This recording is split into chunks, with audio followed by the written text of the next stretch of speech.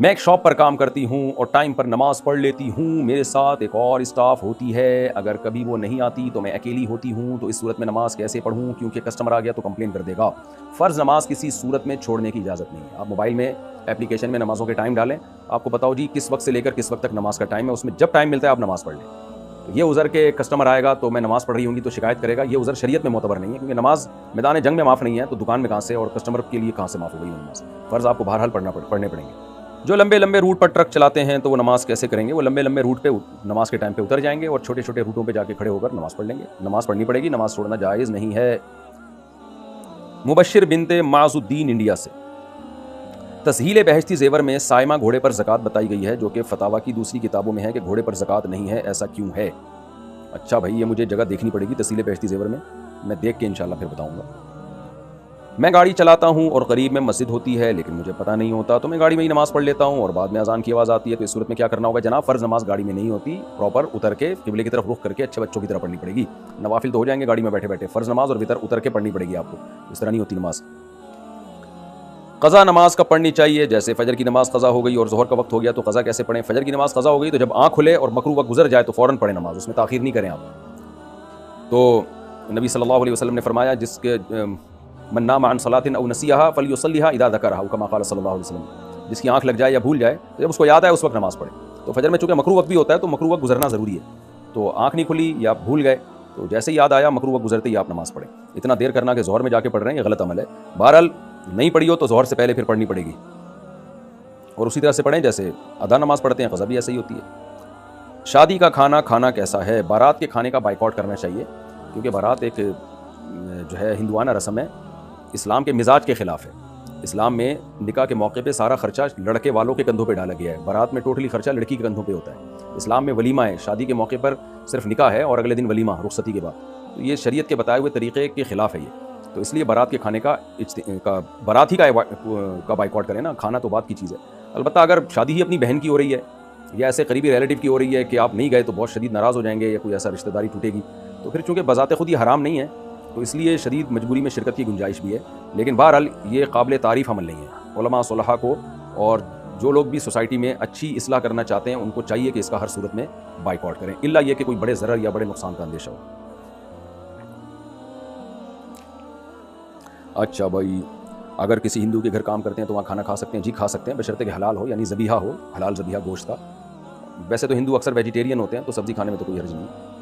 الٹا ہو کر سونا کیا اسلام میں منع ہے؟ اسلام ہر الٹے کام سے منع ہی کرتا ہے، ناپسندیدہ، یہ حرام نہیں ہے لیکن ناپسندیدہ ہے، برا لگ رہا ہوتا ہے آدمی، تو یہ تہذیب کے خلاف ہے، تو اس لیے کروٹ کے بل سویا کریں، اور اس کی دلیل قرآن سے بھی ثابت ہے کہ قرآن نے جہاں بھی نیک لوگوں کا سونے کا ذکر کیا کروٹ کا ذکر کیا کہ تتجافى جنوبهم عن المضاجع، مضجع کہتے ہیں جو ہے نا سونے کی جگہ، اور یہ سورہ آل عمران میں آتا ہے کہ وعلی جنوبہم، نیک لوگ کھڑے بیٹھے اللہ کا ذکر کرتے ہیں اور پہلو کے بل بھی، کیونکہ وہ سوتے پہلو کے بل ہیں، تو ہمیشہ سونے کا ذکر پہلو کے بل آئے۔ نبی صلی اللہ علیہ وسلم بھی دائیں کروٹ پہ سوتے تھے، پھر یعنی ابتداً شروع کرتے تھے دائیں کروٹ سے، اس لیے چت لیٹنا بھی ناپسندیدہ ہے لیکن وہ اتنا زیادہ ناپسندیدہ نہیں ہے، الٹا لیٹنا زیادہ ناپسندیدہ ہے۔ اچھا بھائی، کیا ہم اپنی بلیوں کا زکوٰۃ کے پیسوں سے علاج کرا سکتے ہیں؟ لا حول ولا قوت الا باللہ۔ نہیں بھائی، اس سے زکوٰۃ ادا نہیں ہوگی، زکوٰۃ انسان کو دی جاتی ہے، اور انسانوں میں بھی جو ایمان والے ہیں، اہل اسلام ہیں، غیر مسلم پہ بھی زکوٰۃ نہیں لگتی۔ البتہ آپ زکوٰۃ کے مستحق تھے، کسی نے آپ کو زکوٰۃ دے دی تو پھر آپ جو مرضی کریں، بلی کا علاج کرائیں یا گدھے کا علاج کرائیں، وہ آپ کی مرضی ہے۔ اتنے غریب ہیں تو بلیاں بھی پالی ہوئی ہیں ماشاءاللہ۔ میں نے اپنے پیسے قومی بچت میں رکھے ہیں، کیا اس کا منافع سود ہے؟ جی بالکل سود ہے۔ اگر کوئی محرم کے بغیر حج یا عمرہ کرنے جائے تو اس کا حج عمرہ قبول ہوگا یا نہیں؟ حج تو ہو جائے گا، عمرہ بھی ہو جائے گا، لیکن گناہ گار ہوگا، بے برکتی ہوگی، تو ایسے حج عمرے کا کیا فائدہ جس میں اللہ ناراض ہو رہا ہے آپ سے؟ کیا عصر کی نماز مغرب سے 5 منٹ پہلے پڑھ سکتے ہیں؟ حرام ہے لیکن پڑھ سکتے ہیں، نماز ہو جائے گی، پڑھ سکنے کا مطلب ہے نماز تو ہو جائے گی، مگر عصر میں اتنی تاخیر کرنا ناجائز اور حرام ہے۔ میری شادی کے وقت میرے شوہر نے مہر نہیں دیا تھا، اب ہماری طلاق ہو گئی ہے، اب ہم 3 سال سے نکاح میں تھے، اب وہ مہر دینا چاہتے ہیں، کیا میرے لیے مہر لینا جائز ہے؟ اور طلاق میں نے کچھ نہیں لیا تھا۔ جی آپ کے لیے مہر بالکل جائز ہے، آپ کا حق ہے، آپ لے لیں ان سے۔ اگر شوہر نے بیوی پر بہت ظلم کیا ہو اور حقوق بھی نہ دیے ہوں اور جینا حرام کر دیا ہو تو ایسے شوہر کو معاف نہ کرنے سے کیا بیوی کو گناہ ہوگا؟ نہیں جی، کوئی گناہ نہیں ہوگا، معاف نہ کریں آپ، لیکن بات یہ ہے کہ شوہر کے سے بہت فائدے بھی تو حاصل ہو رہے ہوتے ہیں نا، تو پلس مائنس کیا کریں، خالی ظلم نہ دیکھیں، اس سے جو آپ کو سہولتیں مل رہی ہیں وہ بھی دیکھیں، وہ دیکھ کے پلس مائنس کریں کہ اس کے احسانات زیادہ ہیں یا اس کے ظلم زیادہ ہیں، اس کو دیکھ کے فیصلہ کریں کہ آپ نے بددعا دینی ہے یا دعا دینی ہے۔ باقی بہتر ہے کہ بددعا نہ دیں، اس کو دعا کریں اس کے لیے، اللہ اس کو انسان کا بچہ بنا دے۔ کیا میک اپ میں لپسٹک استعمال کر سکتے ہیں؟ جی ہاں جی کر سکتے ہیں، ساری دنیا کے آپ नाजायज़ काम थोड़ी कर रही है। मोहम्मद हाशिम बलोचिस्तान से, हमारे यहाँ एक रिवाज है कि जब लड़का पैदा होता है तो इसकी पैदाइश के 7 महीने 7 दिन बाद इसको पीर की कब्र पर लेकर जाते हैं और वहाँ इसके बाल कटवाते हैं और इसकी माँ नंगे पैर चलती है और जब तक ये रस्म पूरी नहीं होती इसने पीछे मुड़कर नहीं देखना होता। ये रिवाज बाप दादा से चला आ रहा है, इसके बारे में रहनुमाई फरमाएं। बस पोते नवाज से इसको ख़त्म कर दें। जो बाप दादा से चला आ रहा है पोते नवासों को चाहिए उसको वहीं रोक दें। जाहिलियत की रस्म है तो पीछे मुड़ के भी देख लें, कुछ नहीं होता। जाहिलों वाली रस्म है, ना लेके जाएँ पीर की कब्र पर। जो शरीयत ने हुक्म दिया बस वो काम करें। मुफ्ती साहब, मैं कुरान को समझने के लिए तफसीर इब्न कसीर पढ़ रही हूँ, लेकिन वो मुझे समझने में आसान लगती है। क्या मैं इसका मुताला कर सकती हूँ? और मुझे हदीस की कोई किताब भी बता दें जिसमें तफसील से हदीसों की तशरीह भी की गई हो। जी, तफसीर इब्न कसीर बहुत अच्छी तफसीर है, आप उसका ज़रूर मुताला करें। और मारिफुल कुरान है हज़रत मुफ्ती मोहम्मद शफ़ी साहब रहमहुल्लाह की, वो भी बहुत आसान है, उसका भी मुताला कर सकती हैं। और हदीस की कोई किताब आपको बता दूँ, रियाज़ुस सालिहीन उर्दू में मिलती है, उसका मुताला करें आप, बेहतरीन किताब है। और वो शुरूहात के साथ भी मिलती है, तशरीह के साथ भी। आप किसी भी कुतुब खाने जाएँ, वो बता देंगे आपको। मोहम्मद शावेज़ इंडिया से, अगर सिर्फ 2 सूरतें याद हों तो क्या नमाज़ हो जाएगी? जी हो जाएगी, लेकिन ज़्यादा याद कर लें तो कोई गुनाह नहीं है, सवाब मिलेगा।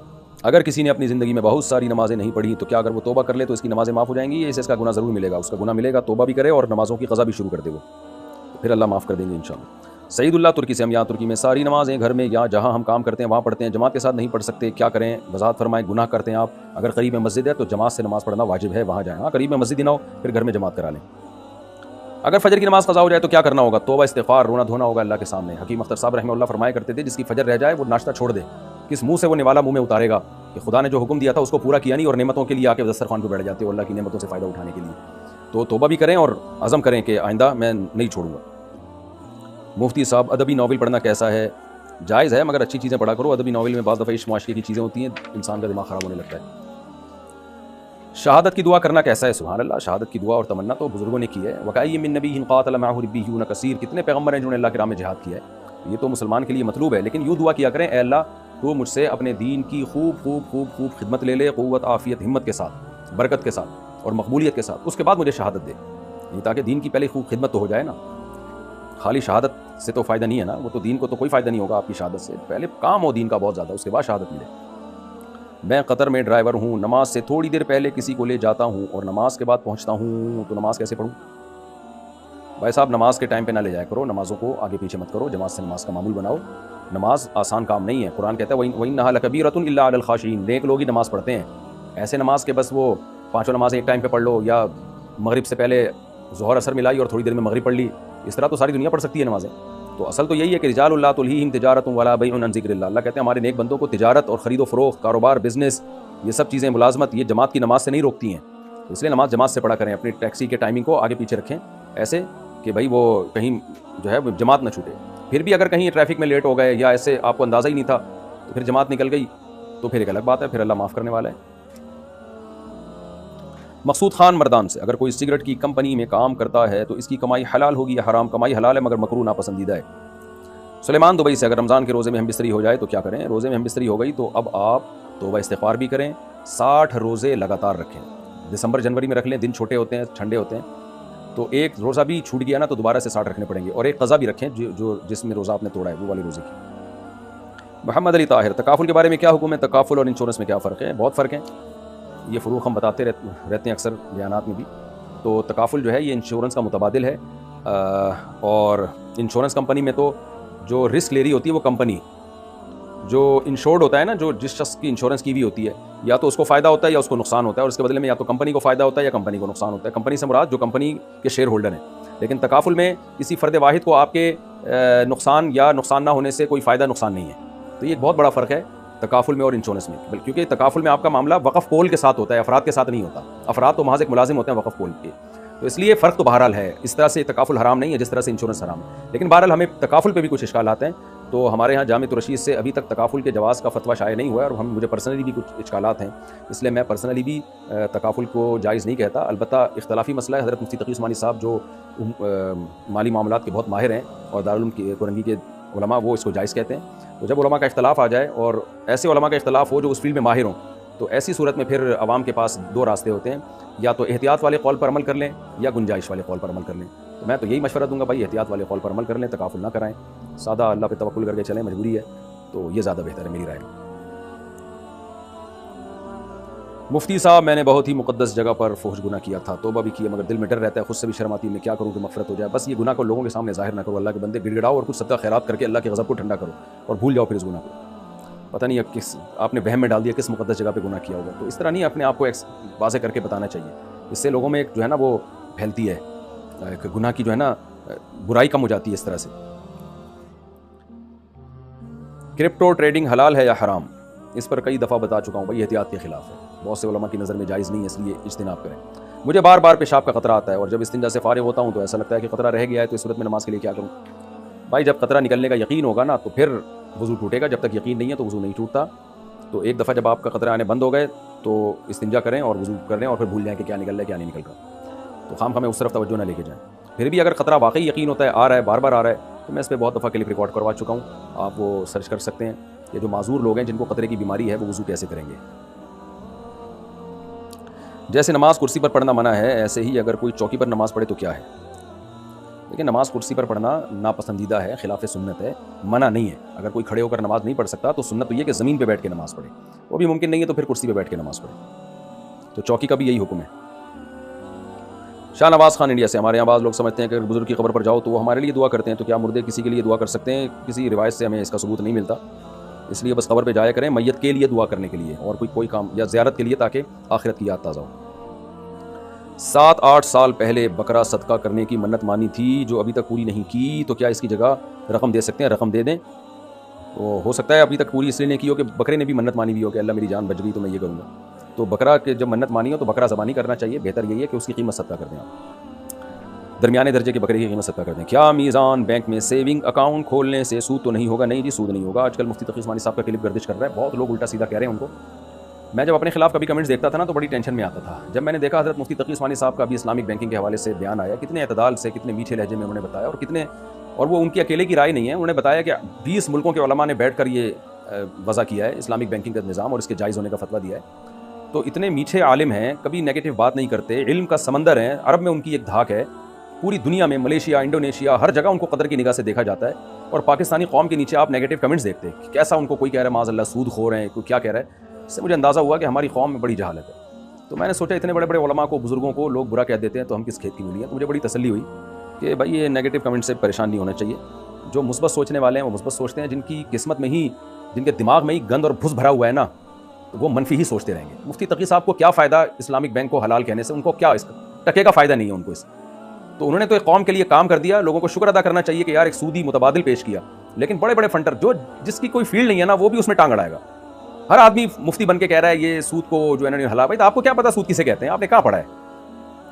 سود کے حکام آپ کو پتہ ہے؟ آپ کو پتہ ہے سود کی ڈیفینیشن کیا ہے؟ سود کی قسمیں کتنی ہیں؟ کخ بھی نہیں پتا ہوگا، فنڈر ایسے بنے ہوئے ہوں گے جیسے انہی پر ساری وہی نازل ہوئی ہے۔ یہ بڑا ایک جہالت ہماری سوسائٹی میں ہے کہ جو جس فیلڈ کا ماہر ہے اس کو نہیں بولنے دیتے، ہر آدمی اپنی ٹانگ اڑائے گا۔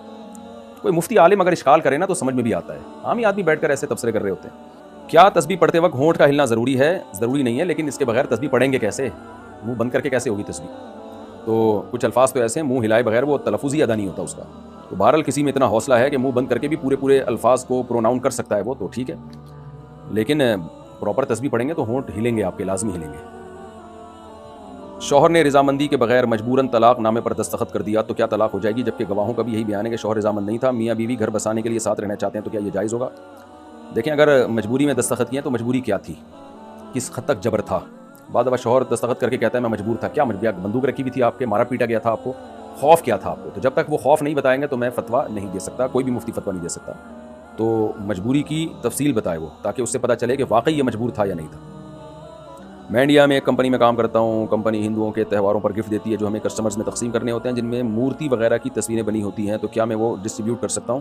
وہ تصویریں جو فنا ہونے والی ہوں، جیسے لڈو پہ تصویر بنی ہوئی ہے وہ تو کھا کے ختم ہو جائے گی، تو اس پہ تو لین دین میں کوئی حرج نہیں ہے۔ البتہ جو کسٹمر میں چیزیں دیتے ہیں ان میں اگر تصویر بنی ہوتی ہے تو چونکہ وہ تصویر مقصود نہیں ہوتی، جیسے کوئی آپ کو شیمپو کی بوتل دیتا ہے تو ہے تو شیمپو لیکن اس پہ لڑکی کی تصویر ہے، تو تصویر مقصود نہیں ہوتی، تو ایسے تحائف کا لین دین بھی جائز ہے۔ البتہ تصویر ہی کوئی دے رہا ہے تو وہ پھر ناجائز ہے، کیونکہ تصویر سازی اسلام میں حرام ہے، تصویروں کا بیچنا، خریدنا، تبادلہ یہ سب ناجائز ہے، جاندار کے چہرے کی تصویر کی بات ہو رہی ہے۔ باقی تہواروں پر اگر ہندو گفٹ دیتے ہیں تو ہندوؤں کے تہوار تو دیکھیں کسی بھی قوم کے مذہبی تہوار کو منانا جائز نہیں ہے، تو ہندوؤں کو تہواروں پر آپس میں گفٹ کا لین دین کرنے دیں، آپ لین دین نہ کریں۔